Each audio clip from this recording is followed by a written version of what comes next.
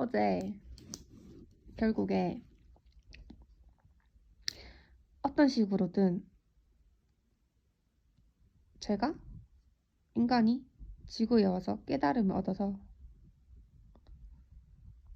얻어야 한다는 거죠. 그러니까 깨달음을 얻으려고 지구에 왔고 그 깨달음을 얻어야 끝난다는 거죠.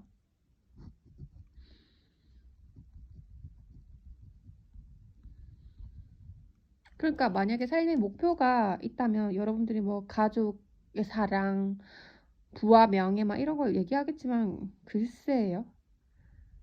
그 가족의 사랑, 부와 명예, 뭐 온갖 좋은 것들 그 너머에 있는 건 어떤 깨달음이란 말이에요. 그죠? 그 깨달음이 제가 생각하기에 제가 말한 이세리론에서의 무엇과 관련이 있고 그 무엇이라서 그걸 뭐라고 설명하든 안 돼요. 그리고 개개인에게 각각 다르게 나타날 거기 때문에 이렇게 어떻게 이론으로 통합되는 것도 아니고 그리고 만약에 그 무엇을 이제 얻게 되잖아요. 깨달음을 얻게 되잖아요. 그러면 지구를 뜨니까 자료로도 안 남을 거고 그런 거라는 거죠. 그럼 이 지구에서 뭔가 그러니까 그리고 이거는 스스로 해야 된다는 거죠. 스스로. 누가 대신해 줄 수 없어요. 어떤 다른 경로로 누가 정리해 놓은 이론으로 그 깨달음에 갈 수가 없어요. 그러니까 예수님의 성경을 가지고 우리가 공부한다 해서 똑같은 깨달음을 갈 수가 없다는 거죠. 성경은 예수님이 깨달은 하나의 방식이죠. 그러니까 예수님이랑 나랑 같지 않잖아요. 그럼 나는 나만의 다른 방식으로 스스로 그 방식을 만들어서 깨달아야 된다는 거죠. 예수님의 성경은 참고용이라는 거죠. 그게 절대적이지 않다는 거죠.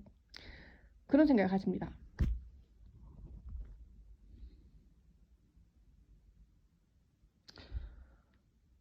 그러면 성경을 보지 말라는 거냐? 이런 말이 아니에요. 그냥 당신이 당신의 깨달음을 얻으러 가는 여러 가지 경험의 과정 중에 무속신앙을 만날 수도 있고 영적인 어떤 수행자를 만날 수도 있고 성경책을 볼 수도 있는 거고 그런 걸 하겠지만 당신의 깨달음이 무속신앙이 영적 수행자의 성경에 있는 거 아니에요. 그냥 그 과정을 통해서 우리가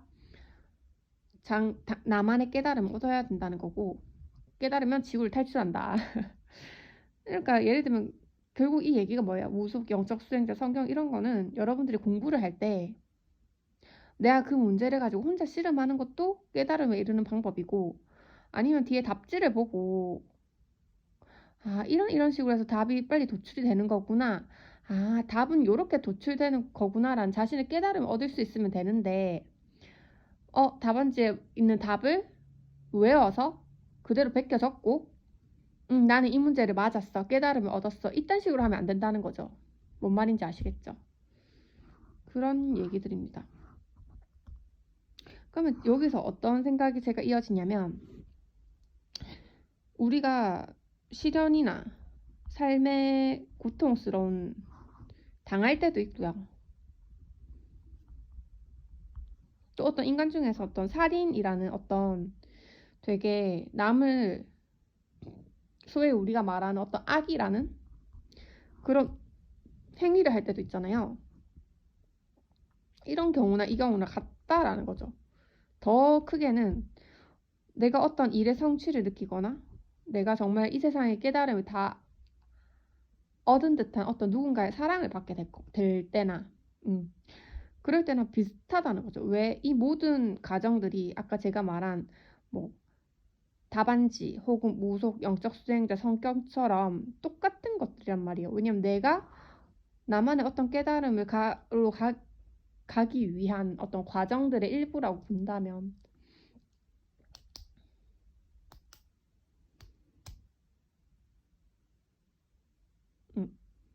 살인자도 지금은 살인자로 보일 뿐이지 그거를 통해서 죗값도 치르고 또 그런 경험이 축적되어서 지도 어떤 깨달음으로 가기 위한 여정이었다라고 본다면 우리에게 이게 맞는지 모르겠어요. 그래도 살인자를 이해해줄 어떤 콩할 만한 영역이 생긴다는 거죠. 그런 걸 우리가 가져야 하지 않냐라는 거예요.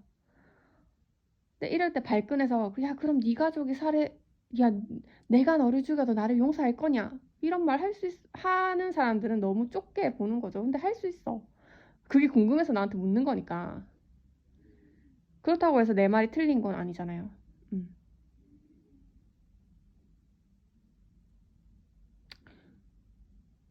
응. 용서하란 말이 그 살인자한테 내가 복수를 안 하게 된다는 것과 동일어는 아니잖아요. 나는 그 살인자 용서도 할 수 있고 용서를 했지만 복수를 할 수도 있는 거지. 똑같이 그 살인자를 내가 죽일 수도 있는 거지. 근데 그 과정도 내가 어떤 나만의 깨달음을 위한 어떤 과정으로 볼 수 있다는 거죠.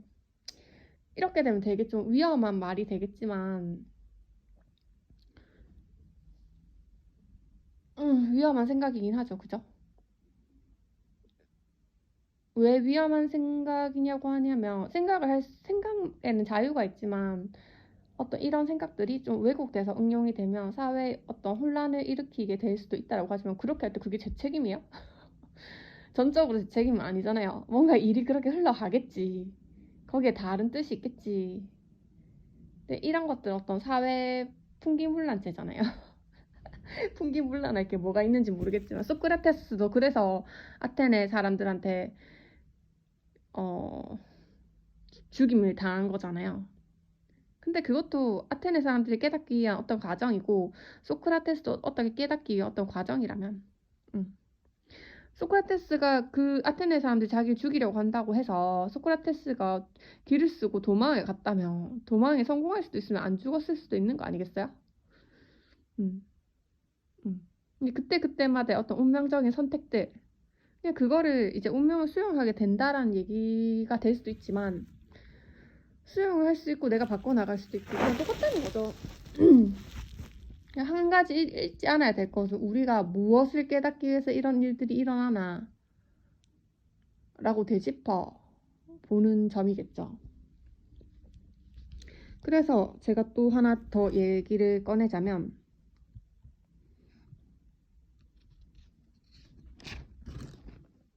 살아가는 자체가 깨달음이다 라고 볼 수 있겠죠.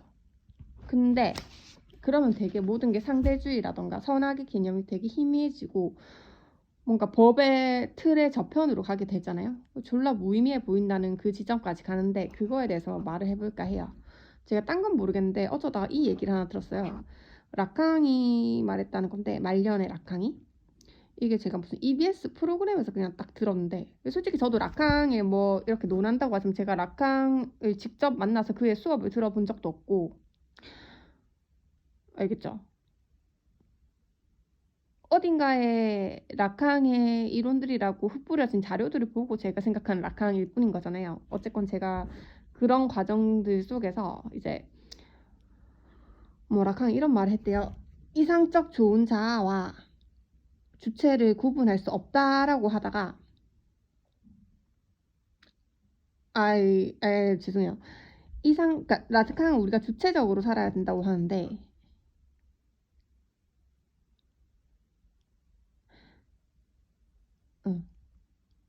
주체적으로 살아야 된다고 하는데 이제 이상적 좋은 자아라는 게 있는 거죠. 이 사람은 좋은 증상을 나타내는 사람인 거예요. 그러니까 증상이라는 게 우리가 폭넓죠. 우리가 뭔가 인생에서 반복하는 어떤 행위들인 건 거예요.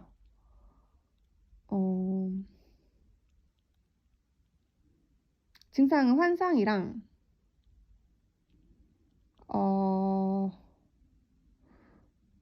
그러니까 증상이 아니라 그럼 생톰이라고 할게요. 생톰. 좋은 생톰을 나타내는 이라고 할게요. 그럼 생톰이 뭐냐? 이거는 어떤 우리의 어떤 환상이랑 고통스러운 증상에 결합된 어떤 회로를 얘기한다고 합시다. 생톰이라는 게. 그래서 이상적 좋은 자라는 건 좀 좋은 생톰을 갖는 거예요. 생톰이라는 게 이제 정말 하고 싶지 않은데 자기도 우발적으로 계속 살인을 반복하는 것도 생톰이 될 수가 있고요. 아니면 정말 예수님처럼 예수님 흉내 내듯이 자기 자신이 갈리면서 남을 돕는 희생을 반복하는 그런 사람들도 생톰이라고 볼 수가 있다는 거죠. 생톰이라고 하는 거 아닌데 그냥 라캉이 자기가 하는 착각적인 그 이론에서는 이렇게 설명을 했다는 거죠. 왜냐면 거기에서 어떤 그 사람들이 쾌락을 얻으니까요. 그런 생텀을 나타내는 게 이제 이상적 좋은 자라는 거지. 예수님처럼. 그러니까 예를 들면 그거는 살인하는 거랑 어떤 큰 의미로 보면 생텀이지만 그 생텀 중에서도 좀 더 좋은 생텀이라는 거죠. 자기를 희생해서 남이 복되게 하는 거니까. 아니면 다른 좀 나쁜 생텀이라는 거는 자기가 복되게 하면서 남을 희생시키는 거니까. 뭐 그런 류에서 제가 좋은 생텀이라고 할 때 이 좋은 생텀이랑 주체가 구분할 수 없다라고 막 말했거든요. 그러다가 라칸이 말년에는 비슷할 수 있다라고 말을 했다는 거예요. 그럼 그게 뭐겠어요? 주체라는 거는 우리가 하는 모든 행위들이 선한 것도 있고 악한 것도 있잖아요. 우리 행위들이 모두 악하다고 할 수도 없고 우리 행위들이 모두가 선하다고 할 수는 없잖아요. 살인자도 누군가한테 한 번은 좋은 사람이었을 수도 있다라는 거예요. 아시겠죠? 그런 모든 것 속에 주체가 있다라고 한다면 이제 이상적 좋은 자는 그 중에서 좀 더 선한 것, 선하다고 생각되는 것들을 하는 사람들인 거죠. 그래서 주체랑 이상적 좋은 자를 구분해야 한다라고 했던 게 라캉이었던 것 같아요. 왜냐면 그렇게 좋은 증상을 하는 그게 그렇게 진실된가에 대한 의문이 있었을 것 같아요.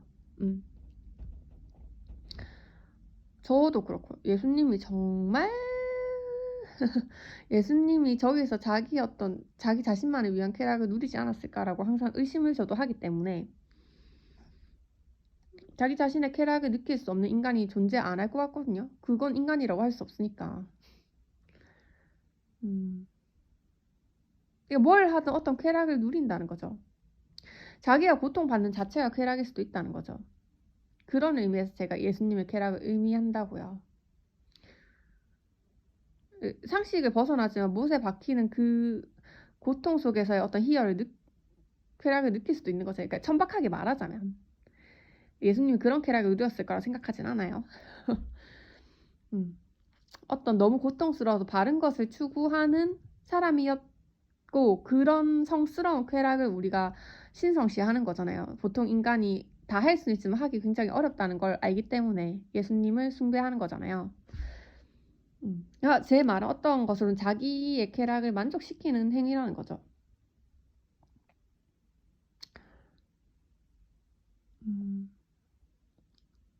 근데 라캉은 주체가 만족하는 그 부분이 그런 거를 어떤 탈피하는 어떤 개념으로 봤을 것 같아요. 그래서 이상적 좋은 자아마저도 넘어서는 진짜 자신의 모습을 찾는 게 주체라고 여겼던 것 같고 그런 식으로 좀 한정하고 싶었던 게 아닌가라고 저는 추측이 되는데 아니에요. 왜냐면 제 생각이 그렇기 때문에 저도 그걸 바랬는데 왜 라캉이 말년에 가서 주체랑 이상적 좋은 자아를 구분하기랑 불가능하다라고 얘기를 했는지를 이제 저는 제 생각은 이렇게 된다는 거죠. 라캉을 끌어들여갖고 전 제 생각을 주장하는 것밖에 되지 않아요. 그러니까 예를 들면 똑같은 얘기거든요. 부정적 에너지랑 긍정적 에너지가 있는데 똑같은 에너지라는 거죠. 이 에너지를 나는 부정적으로 쓸 수도 있고 긍정적으로 쓸 수도 있어요. 그리고 부정적으로 쓰든 긍정적으로 쓰든 내가 한 선택이라는 것에 대해서는 얘네의 가치가 같다라는 거죠. 주체적으로 볼 때는. 근데 이왕이면 만약에 다 뭉치마라고 그러니까 긍정적 선택을 해서 내가 나를 깨닫고 해소할 수도 있다라는 거야. 실체랑 나의 깨달음, 그러니까 그렇게 무관하니까요. 이거 어떻게 설명하지? 그러니까 내가 어떤 깨달음을 위해서 여러 과정을 거치는데 그게 부정적인 것만 거쳐서도 깨달음을 갈 수 있다는 거죠. 이 부정적인 것만 거친다는 거는 진짜 막말로 하면 살인을 너무 쉽게 입에 올리는 것 같아서 제가 다른 말로 할게요. 남한테 고통을 주는 걸 반복하면서 자기가 자기 깨달음에 이를 수도 있지 않을까? 그럴 수도 있겠다라고 보는 입장이에요. 왜냐면 그 사람이 선택했고 그 사람이 지구에서 어떻게 수행하는 방식 중에 하나라면 그런 식으로 해서 깨달음을 얻을 수도 있죠. 그럼 그게 말이 되느냐라고 한다면, 응. 왜냐면 남한테 그렇게 고통을 주면서,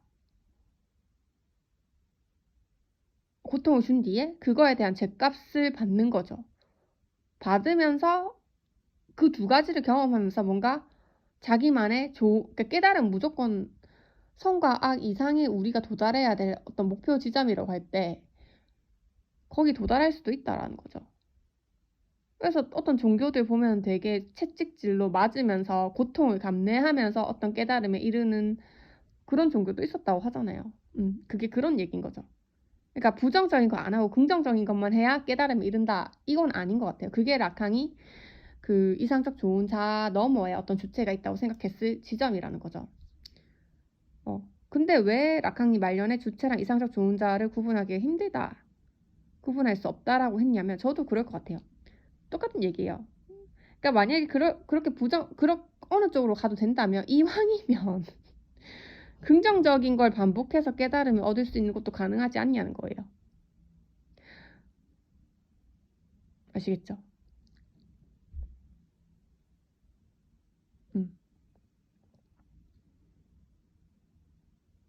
저도 그렇게 생각하는 바라는 거죠.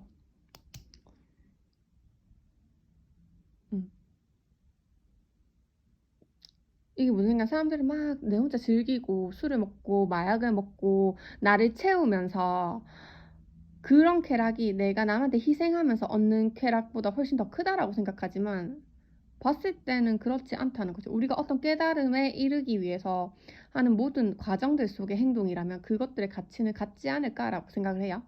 그래서 이거는 영적 세계의 어떤 가치관이겠죠. 그럼 이제 인간 세계에서는 우리가 선악을 좀 우리끼리 나눠놨잖아요. 그러니까 이제 우리가 어차피 인간 세상 물질 세계에서 살아가니까 그럼 우리가 좀 선택적으로 좋은 것만 해서 깨달음을 얻을 수도 있으니까 이왕이면 그렇게 하는 게 더 좋지 않냐라는 거예요.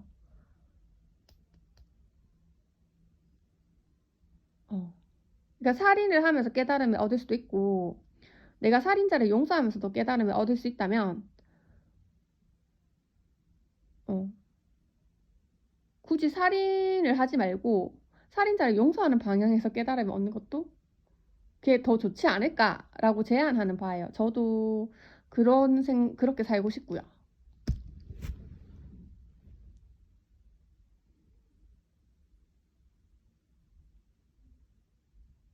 음,